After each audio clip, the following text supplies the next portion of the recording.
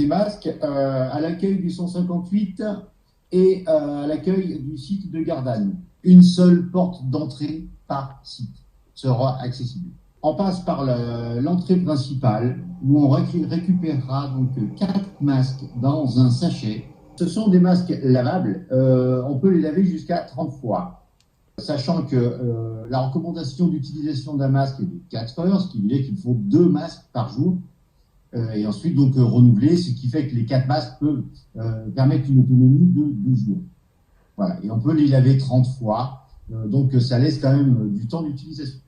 Donc en arrivant sur chaque site, un distributeur de gel hydroalcoolique sans contact sera en place. Donc il suffira de commencer par se nettoyer les mains pendant 30 secondes afin de se rendre juste derrière sur la banque d'accueil pour récupérer un sac avec zip contenant 4 masques en tissu. C'est pas très compliqué, donc ce masque, c'est un masque en tissu qui a 2 particularités. Il possède donc 2 élastiques qu'on va mettre autour des oreilles et une grande surface en tissu. Et c'est cette surface qui est importante et qui mérite éventuellement quelques explications. Comme tout tissu, c'est un enchevêtrement de fibres végétales.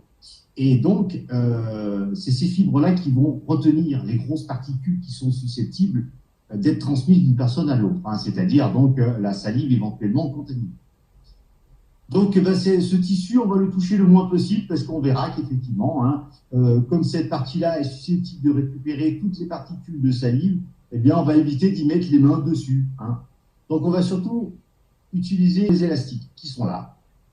Pour mettre un masque, eh bien, ce n'est pas difficile, vu qu'on va mettre le masque autour des oreilles. Ensuite, il suffit juste de régler la hauteur de son masque de manière à bien prendre le nez et le menton. Voilà, et le masque est positionné. Mais ce ne sont pas des masques de protection totale. Ce qui veut dire que là, ici, ça ne peut pas être hermétique. Donc ça veut dire que si je souffle un peu fort, l'air va remonter par là. Et donc c'est ça qui va contribuer à mettre de la buée sur les lunettes. Alors soit on met le masque un tout petit peu plus bas, et il faut créer un décalage, soit on met les lunettes un peu plus haut. Voilà, c'est un réglage. Mais pour les porteurs de lunettes, on est bien d'accord, ce genre de masque, c'est pas optimal parce qu'ici, on n'a pas de consigne. En termes de confort, l'idée, ça va être de le porter non-stop, y compris lorsqu'on est seul dans un bureau. Est-ce que tu as testé pour nous 4 heures de masque?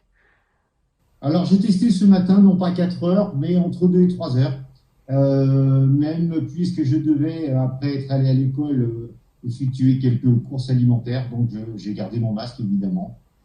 On peut avoir une sensation d'inconfort parce qu'il peut faire un peu chaud là-dedans. Voilà, on peut avoir une sensation de chaleur, donc c'est un peu désagréable, donc on souhaiterait un petit peu l'enlever.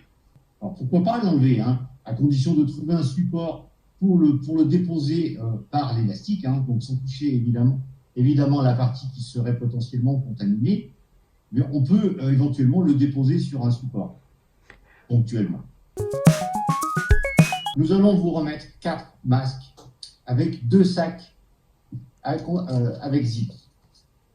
Donc le soir, nous aurons donc chacun 2 masques que nous devrons mettre dans le sac pour lequel, je ne sais pas si on voit bien là, mais j'ai mis mon nom et en disant masque usagé. On referme le zip et le soir, nous ramenons ces masques usagés à la maison où nous devrons les laver. Les recommandations de lavage sont de 30 minutes à 60 degrés. Ce qui est effectivement recommandé, c'est de se laver les mains avant de toucher son masque, parce qu'on ne sait jamais, et après avoir rangé son masque dans le sac, avec une solution hydroalcoolique ou avec du savon, s'il y a des toilettes ou un évier à proximité avec du savon et de l'eau chaude. C'est très bien aussi, parfois même moins irritant. Les distributeurs de gel, effectivement, vont être mis en place un petit peu partout à des endroits névralgiques. On ne souhaite pas les mettre dans les couloirs par peur de la disparition de ces flacons, mais à différents endroits un peu stratégiques dans l'école. À mon avis, il y a plein de questions auxquelles on n'a pas pensé cette semaine. Parce qu'il y a beaucoup de choses à penser. On est déjà à penser un cadre général, équipé de masques, comment on va gérer les masques, etc.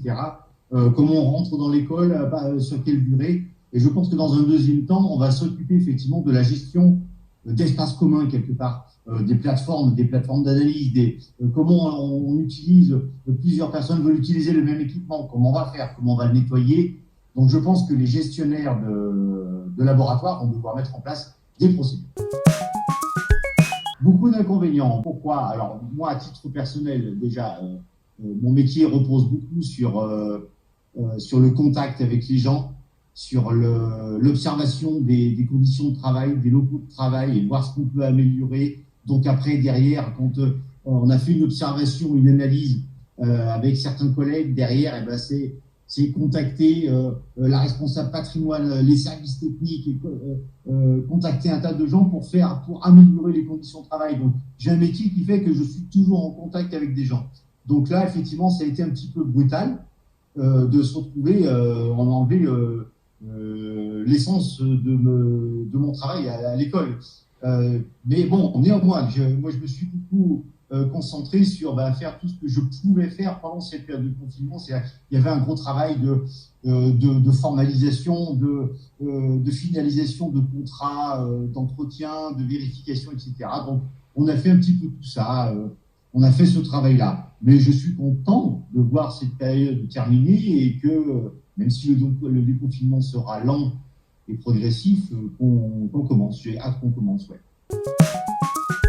Au niveau national, on a vu ce problème de manque d'indépendance au niveau matériel. Ça, je trouvais que c'était absolument crucial de dire, c'est important qu'on puisse avoir quand même une industrie capable de fournir un peu tout et d'être après dépendant, puis on vous dit non, il n'y en a pas pour vous parce que ça part ailleurs.